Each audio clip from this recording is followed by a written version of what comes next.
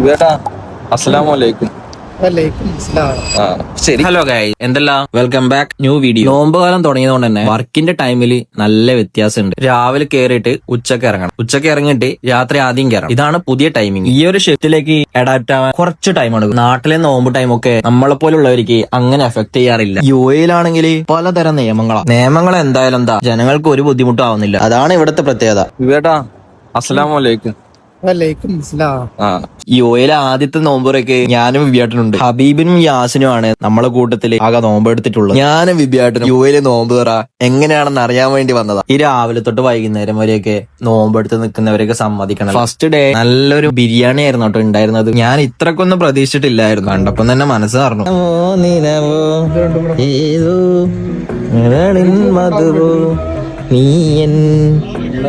നോമ്പ് തുറ കഴിഞ്ഞ് റൂമിലേക്ക് എത്തുമ്പോഴേക്കും വിബിയാട്ടിന് ആദ്യം വിശന്നു. അപ്പൊ ഗായ്സ്, അടുത്ത വീഡിയോയിൽ കാണാം. ബൈ.